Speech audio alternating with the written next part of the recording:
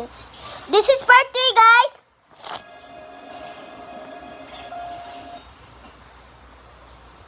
Bro, I got it from the. Ooh, I hope I get a rare one here because I'm so scared. Bro, I got it.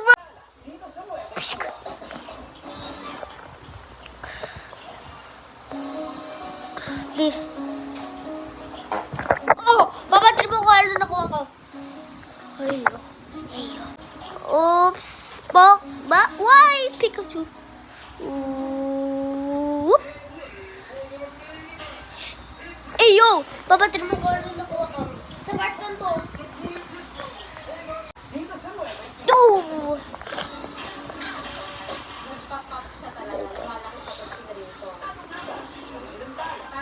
Huli ka, Harzy!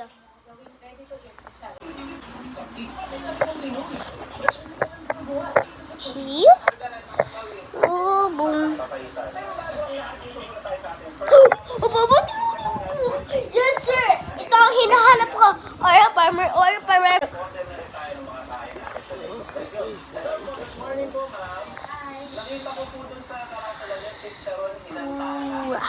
Okay. Izamba!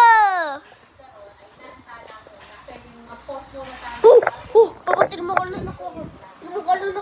Babat, kaya mo ko lang ito makita. So I got that. Oh my goodness.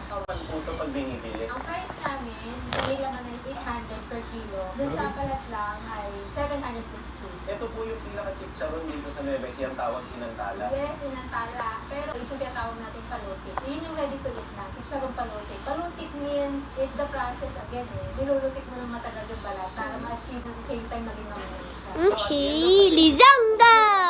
Proseso po ang tinatawag mo.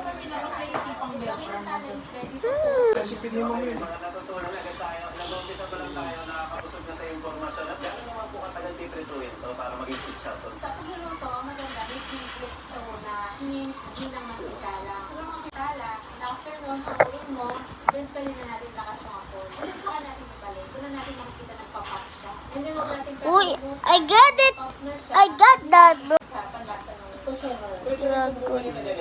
Please, can I have that dragon? Ito yung mga dinadala sa apol. Oh, well, Biyahe sa iba't ibang probinsya. are you kidding me? Kasi matagal ang shelf life nito. Ayun, sige po, o-order ako at papaluto ko rin. Wait, bro,